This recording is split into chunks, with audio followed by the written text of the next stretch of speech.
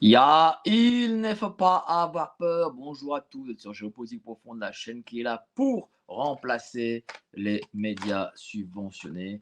On va parler de la tyrannie d'État contre toute cette dissidence, toute cette résistance. Encore une fois, on a, on a quelqu'un qui pour avoir écrit un livre est forcément convoqué par la police antiterroriste même, hein. C'est ce qui arrive à Youssef Indy, que je salue bien entendu, et que je soutiens.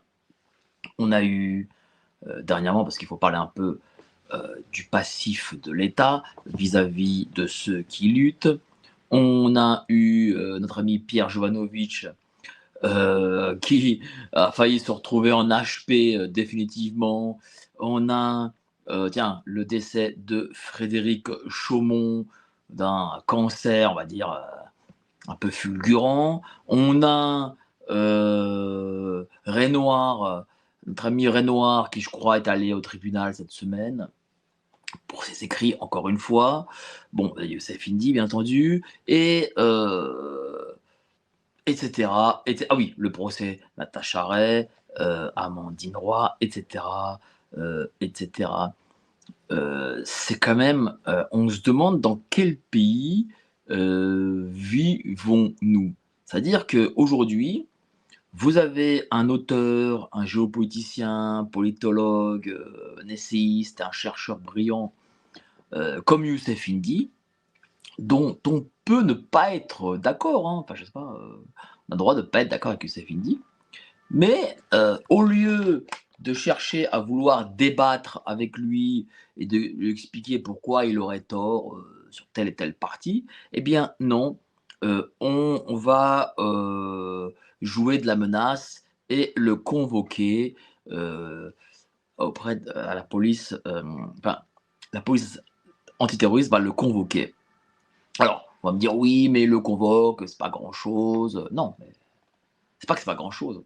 En réalité, cette convocation, c'est la première étape. C'est la première étape d'un processus et il faut se dire les choses, lorsque l'État, ou le système ou l'institution, appelons comme on veut, lance, un processus contre vous, vous n'en sortez évidemment jamais. Donc, la première phase, c'est de le convoquer, de l'amener au commissariat, de l'interroger, de faire interroger, j'imagine, par quelques gentils policiers, comme une façon de dire écoute, mon gars, on a lu tes bouquins, on t'a à l'œil, voilà. Là, c'est un avertissement, t'arrêtes, ou tu vas voir plus tard, ce sera bien plus. Parce que c'est ça en fait. On commence gentiment. Et ensuite, on y va crescendo jusqu'à l'arrestation, jusqu'à l'internement, jusqu'à peut-être la fin de vie aussi. Donc, heu, là, je le dis, très sincèrement, on est, dans un pays où, plutôt même un régime, je dirais, où écrire des livres peut vous amener en prison. Écrire des livres peut vous amener en prison. C'est quand même hallucinant, hein. Ça veut dire que vous avez possédé une thèse, elle peut être, on peut penser ce qu'on en veut, eh bien, ça vous amène en tôle. Bah, je sais pas si les gens comprennent vraiment, ce que je suis, en train de dire. Ah oui, j'ai bien entendu oublié, excusez-moi, bien je n'oublie pas le décès aussi du général de Lavarde, du décès comme ça subi et bien entendu l'empoisonnement de Juan Branco. Bref, je ferme cette parenthèse. Et donc, parce qu'on écrit des livres, on peut aller en prison. Enfin, je sais pas si on se rend compte. Nous avons notre ami Renoir qui a la thèse qu'il a, dont on peut discuter, dont on peut dire qu'elle est fausse, Mais j'imagine que Renoir a énormément travaillé sur cette thèse, qu'il a regardé, cherché, enquêté, etc. J'imagine qu'il a quand même quelques arguments qui sont peut-être béton, hein, je ne sais pas. Voilà. Je connais sa thèse dans son ensemble, je ne l'ai pas lue, mais a-t-il peut-être des arguments béton? Mais si vous, en contrepartie, vous savez qu'un tel fait a eu lieu, eh ben, vous avez des preuves et puis Renoir, bah, écoutez, il se dit: «Bon, bah, écoutez, en effet, vous avez tort, j'ai eu tort, excusez-moi, désolé». Mais ça ne se passe pas comme ça. C'est-à-dire qu'aujourd'hui, en France, vous émettez des suppositions et Youssef Indy en émet énormément. Il travaille dur pour émettre ses suppositions, donc il enquête, il recherche, il sait globalement de quoi il parle.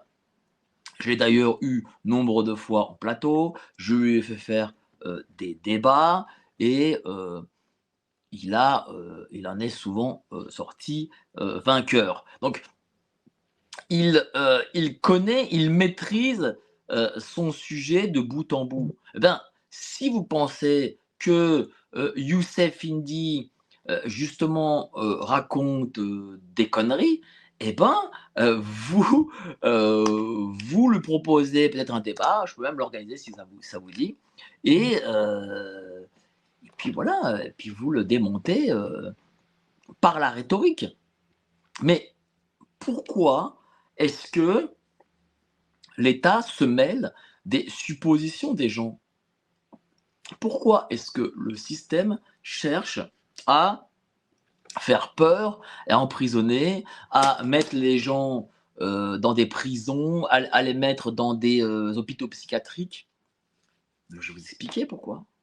Parce que les thèses qu'a Youssef Indy, que propose Youssef Indy, j'imagine que l'État en a excessivement peur, parce que ça va au-delà du narratif que l'État, que les pouvoirs publics et que tous ces gens qui font partie de cette classe dirigeante, eh bien, euh, ça fait tomber leur narratif, ce narratif qu'ils veulent, que cette classe dirigeante veut nous imposer. Oui, parce que il faut se dire aussi une chose, c'est que la République déteste un avis contraire au sien. C'est comme ça.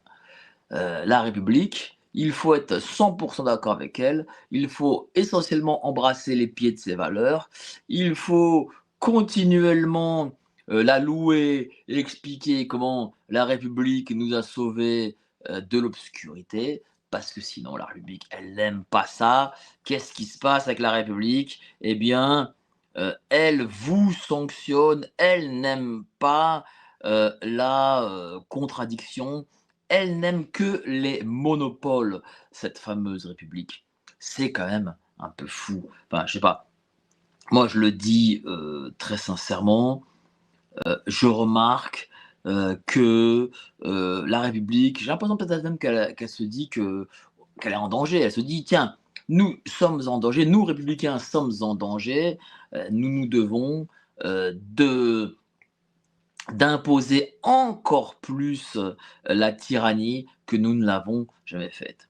Et j'ai même l'impression, je vous le dis très sincèrement, que la République est dans sa phase terreur.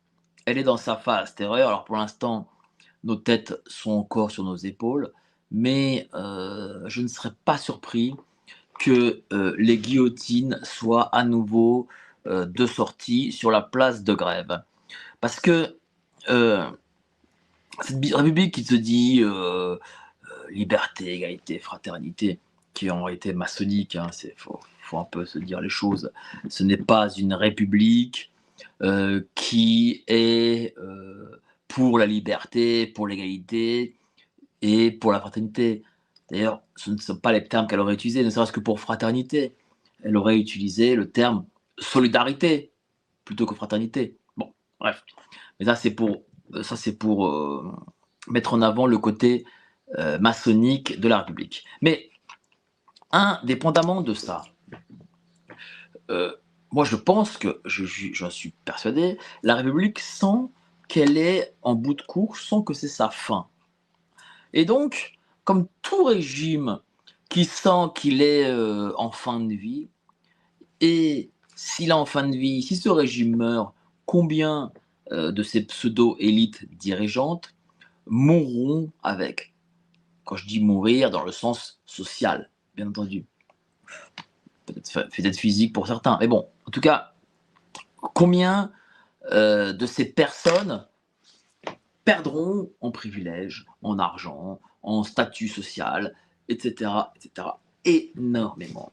Donc, tous ceux qui sont à la tête de notre pays ne peuvent pas, ils ne peuvent pas nous laisser un pouce de liberté parce que pour eux, ce serait vu comme une sorte euh, de fin de prise en main du régime et peut-être un futur putsch. Et donc, ils en ont excessivement peur.